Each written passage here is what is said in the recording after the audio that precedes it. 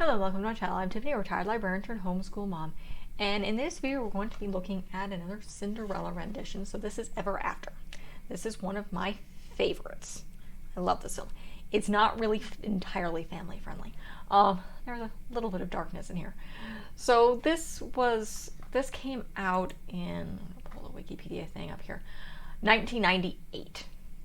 So that's probably not the best time in my life. We moved that year. I was about 14. But I do love this film. This is one of probably Drew Barrymore's films that brought her back into the limelight. And more people were paying attention to her after this film. It's also one of the Cinderella tales that plants it firmly as historical fiction. So this film starts off with the Brothers Grimm being summoned by this French aristocrat. And she's disappointed in their rendition of Cinderella. And they're confused. It's like, we don't know what the heck the real story is. And she's like, this is the glass slipper. So she produces the glass slipper. And it was worn by like my great-great-grandmother. And this is her story. So in this one, Cinderella has a name, Danielle. She was the daughter of aristocrats. Her mother died. Her father remarries a woman with two daughters, Jacqueline and Marguerite, and then he dies, leaving her in the care of basically the wicked stepmother, who proceeds to pretty much strip the estate dry, spoiling her daughters, primarily her oldest, and trying to get her oldest daughter, Marguerite, to be married to the Prince Henry. So we jump into adulthood. So Danielle is now a servant because, again, they're losing people, and her stepmother is selling stuff like crazy because she's massively in debt. So they're losing people. In fact, she sells one of the household servants, and Danielle goes to rescue him because he's been sold to slavers. And he's an old man. She rescues the prince, who is running away from his responsibilities. He pays her to keep quiet. She uses that money to rescue her friend and one of the household servants, and then lies to the prince, when he asks her for her name, giving him her mother's name. She goes home. There is announced that the king makes a deal with the prince. It's like, we hold a masquerade. If you do not find a bride here, you have to marry this princess of Spain. Because that's what royals do. They marry other royals. So, in the course of this time, essentially, the stepmother finds out they want to use Cinderella's mother's dress, her wedding dress, to wear to the ball. Cinderella hides it, or rather, Danielle hides it. Her stepmother whips her. Her other stepsister, Jacqueline, is actually, and this is something that's very different from any other rendition, she's sympathetic. She's not as spoiled. She's a little bit chubby. Her mother and her sister are horrible to her, and she likes Danielle. So she helps her when Danielle is whipped by the stepmother. She tells her mother she's like being nasty and it's inappropriate, and you're being cruel to another human being. But of course, the stepmother does not care. When the stepmother finds out that the love interest of the prince is Danielle, she lies to the queen, saying that Danielle is engaged. Which of course is not true, because she's being treated like a servant. So Henry finds out. They have the masquerade. Leonardo da Vinci, who plays a very strange role in this, helps her, creates these glass slippers. She shows up at the ball. He kind of plays the fairy godmother role, only it turns out very differently.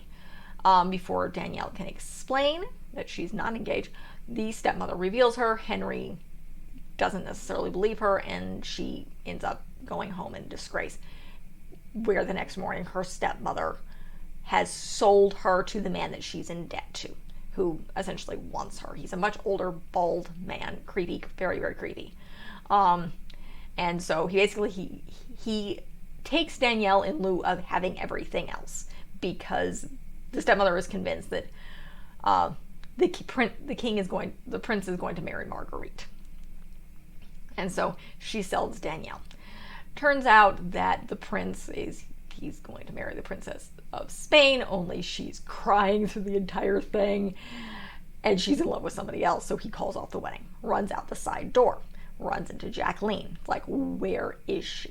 It's like, where is Danielle? It's like, my mother sold her right after the masquerade, so she's over here. He's like, fine, tell nobody nobody you saw me, but I take his sidekick, who also seems to be having a relationship with Jacqueline, and goes to rescue Danielle, who instantly has gotten a hold of metal daggers when the owner, who has her in chains because she tried to escape, she gets him at basically knife point, gets him to release her, and is walking out the side door when the prince shows up. He begs her forgiveness, puts this glass slipper on her foot, asks her to marry him, and she agrees. And the next scene you have is stepmother kind of reprimanding Jacqueline. It's like, he's like, what did he say to you? She's like, then she lies. Because it's like, well, I didn't know, how did I know he was supposed to come out the side door? And then basically, what the heck did he say to you? And he's like, she's like, I'm not sure. It's always hurried and kind of lies in the fact that, saying that the prince said, shame on me for picking a foreigner over your sister, which of course is a complete lie. Well, not exactly. Wrong sister. Well, the footman shows up to the house saying the king has sent for you in this fancy carriage. They think, oh, he's going to propose to Marguerite. Yeah, no. So they show up. There's everybody there. The king and queen are on the throne. The first thing the king says is like, did you or did you not lie to the Queen of France? It's like, oh crap, they're in trouble. And she sputters, like, anything to do with a daughter, I'll do anything for a daughter. Daughter tries to throw mom under the bus. They start bickering. The king tells them to be quiet. They ask the sisters, like, are they like this? It's like, worse. And her mother stares at her. It's like, did this have something to do with you? She's like, no, I'm here for the food. Which is, again, a very funny line there. But the queen pretty much says, you lied to the Queen of France. You committed treason. You are, unless anybody speaks up for you, we're going to ship you off to the Americas. So, which was, I think, certain death.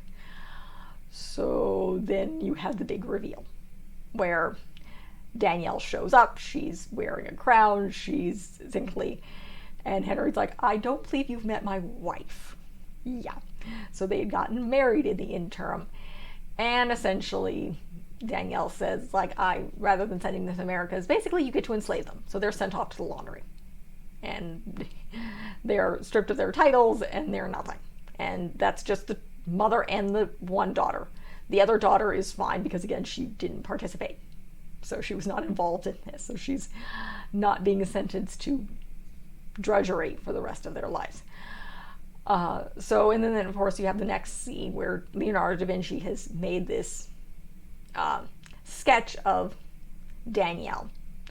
And you have a back and forth and the kissing between the two. And they lived happily ever after. I love kind of the final line of this older woman, like her great-grandmother's portrait hung in the university until the Revolution. How this woman survived the Revolution, considering they were really going after nobles. They were going after a lot of nobles.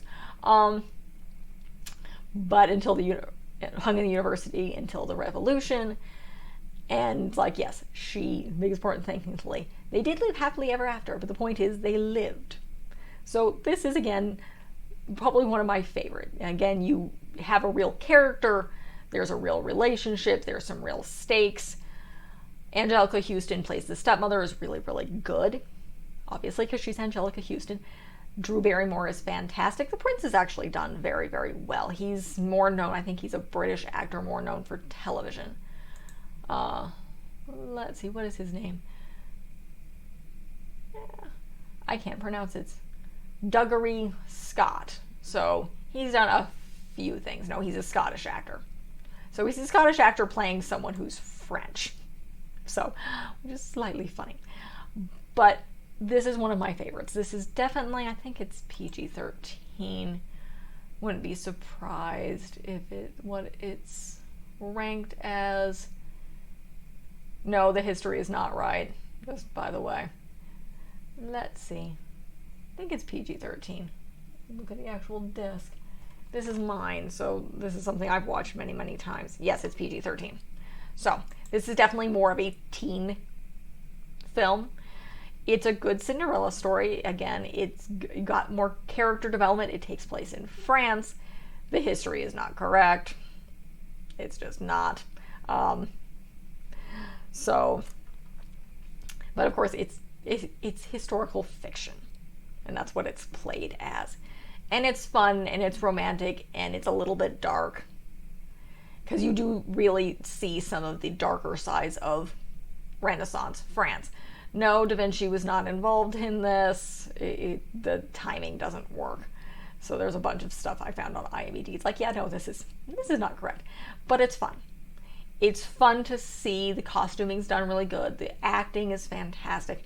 I love that last scene where, as opposed to some other Cinderellas, you don't really know what happens to the stepmother and stepsisters. In this one, she, in many ways, takes her revenge. It's basically, you made me live a life of drudgery, and now pretty much that's what I'm sentencing you to.